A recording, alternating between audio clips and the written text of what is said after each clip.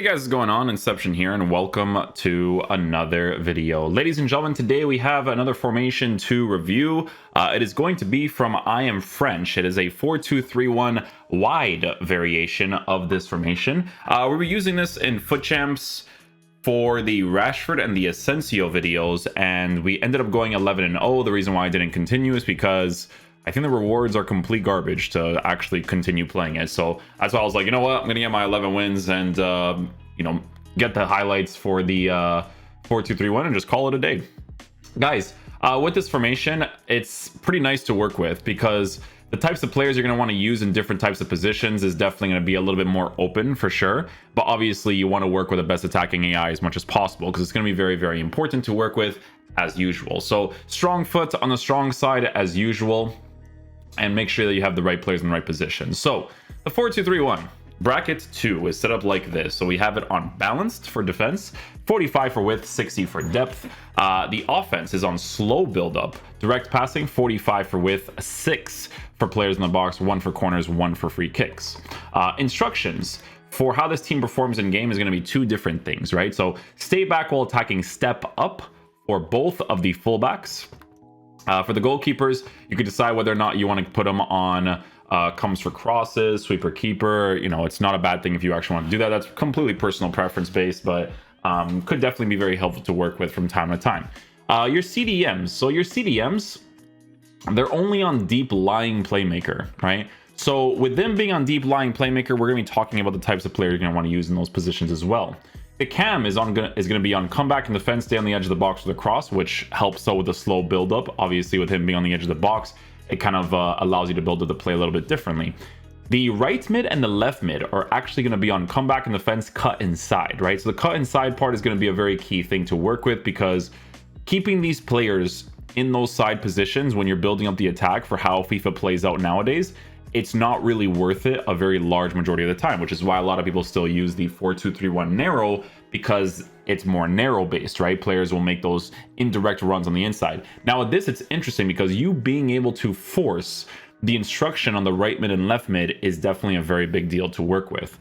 And then the striker is just on stay forward instructions, right? So the types of players you're going to want to use for this type of team. Now, obviously, it's a little bit more open in regards to the types of players you can use, but I think the key thing here is going to be the CDMs in regards to whatever play style that you want to work with, right? So let's say, for instance, you wanted to use, a Bastian Schweinsteiger in the team, right? In that right center defenseman position, and you wanted to use William Carvalho on the other one, or you wanted to use Palinga or whatever. It's really going to be completely down to whatever play style you want to go with, right? So in my case, using João Palinha in the actual CDM position is not horrible to work with. The only problem that he has is that obviously with him being more defensive oriented, there could be situations where you may want to keep him on stay back. But here's the thing, right? So this card on a lengthy, he has like pretty good runs, right? So because his runs are pretty decent, the way that he tracks back is perfectly fine. It's the same thing with players like a Valverde, right? Like Valverde, you don't necessarily have to give a shadow to. Like you can give him an architect even right now because it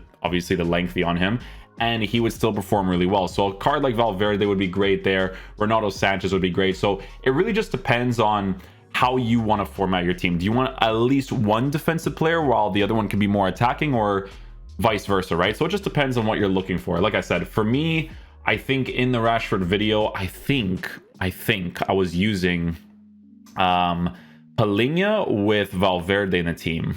I think I was using those two as my CDMs. And again, you notice Palinha not necessarily being the greatest at attacking, but when you lose possession of the ball, the way that he tracks back with his medium high work rates is ideal, right? So it just depends. I think the most ideal situation you can create for yourself in that area is to try your best to get 2 high work rated cards, right? So that they're equally as good at attacking as they are in defending. Like even if you have the OTW Kessier card, that would be great.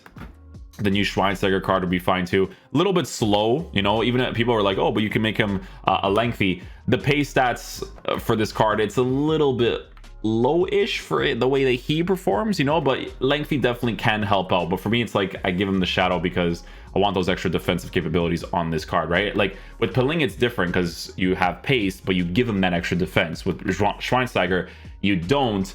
But then it's kind of like a situation where working with him in a way where he's kind of like Valverde, but then, you know, you go to Valverde's card and look at his base card stats or pace, right? So all of that's very relevant information when it comes to each individual card. It's all situational and what you want in your team, right? But yeah, those are gonna be ideal. You know, I'm using Lorente as just chemistry link for the Spanish league teams, right? But you know, you can use a card like Alex Telles there. You can use Hakimi's, Ferland Mendy's, all those types of guys to be able to utilize this formation. I will say that I feel like in the striker position, the cam position, again, I think the attacking AI is way more important there than it is in the side areas. Like if I wanted to go in the side areas and put Ansu Fati and Ferran Torres off to the right, to Ansu Fati out to the left, that would be fine, right? But a player like Bernardo Silva, more specifically the new Path to Glory card, right? I just have this card because of the reviews and stuff. But the Bernardo Silva card in the cam position, he has that proper attacking AI. And you guys know the Correa has that attacking AI, right? Like I'm always a massive fan of this card. Even last year, he had that proper attacking AI. This year is no different. He moves across the pitch really nicely. So you want to try your best to get strikers that move in that specific way to be able to fully utilize this formation. So a lot of the attacking plays that you're going to notice with this formation is you needing to do like FIFA mechanic stuff in the striker position to open up the space, but a lot of it is also utilizing the cut inside instruction from the left mid and right mid. You notice it on a consistent basis, especially if the card has proper attacking AI. Ferran Torres, you know, Spain is playing against Morocco right now, and you know, if he gets upgraded and he can remain on an engine chemistry style, this is a pretty dope card to work with if you're using him in that right-sided position, right? And then Ansu Fati obviously to the left side, so on and so forth. So there's so many different things you can work with when it comes to this formation. I enjoyed it quite a bit. I didn't feel like I had to adapt too much to it, because when I use a new formation, sometimes because it's a new formation, it takes me like a game and a half to like adapt to it, but it didn't really take me that long because it's still a 4-2-3-1 that almost still acts like a narrow version because of that cut inside instruction with the wingers, right? So it's nice because defensively, if you can force the comeback and they actually stay in those side positions while tracking, because it works really well with you not giving instructions to the CDMs to cover center. But then it also creates a nice balance in your cam and striker position when it comes to you pushing forward on the attack. So definitely really nice. The slow build up, obviously very helpful against the pressure tactics. Helpful, but not super effective because pressure tactics are still super effective. But yeah, just a few examples that you guys can work with. So guys, I'm going to show you guys the highlights of how the formation kind of plays out so you guys can get an idea of how you want to attack with it. Hopefully you guys enjoy this video today. I will catch you guys for the next one. Peace out, dudes. Love you guys.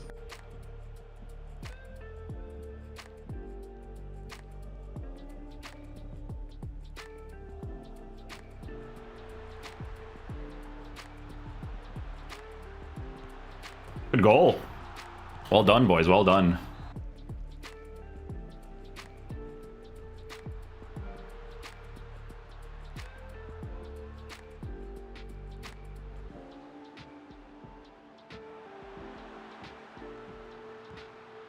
Nice goal, Asensio.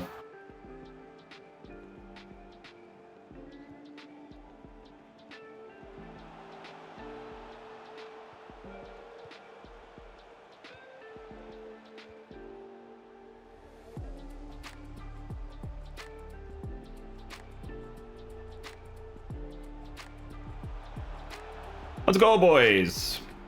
Good build-up play.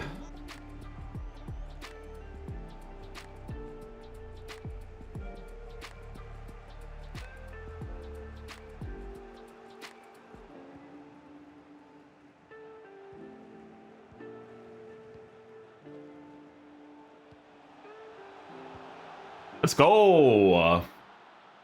Let's go, boys. Good goals, good goals.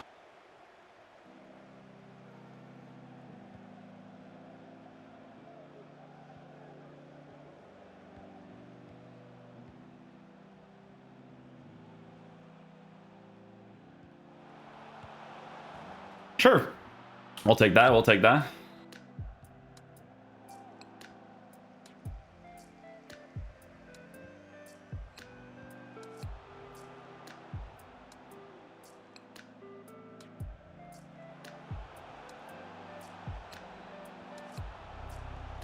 There we go. Well positioned there. People just keep shooting in the nets for some reason, man. I don't know what's up with that.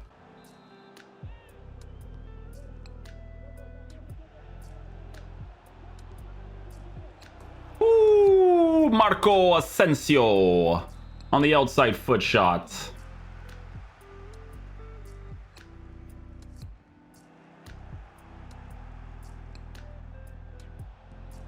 Let's go, Asensio.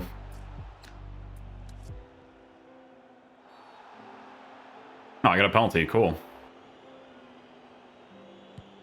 Right through the middle. Nice.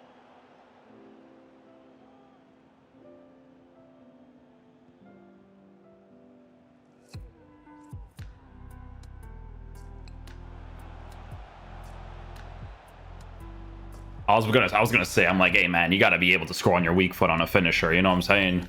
You gotta be able to, my G.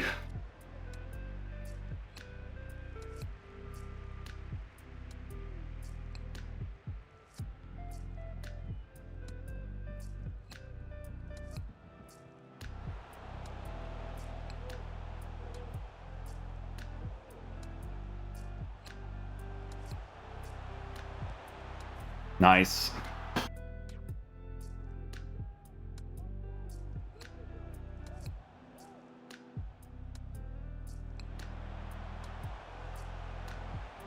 Oh, you know, I would have been really disappointed there if it didn't let me do those specific touches that I needed. Whew.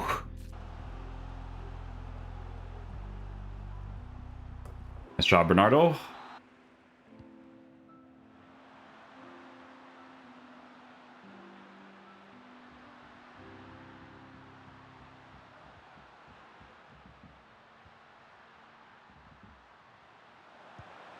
Thank you, Asensio. Great left-footed strike.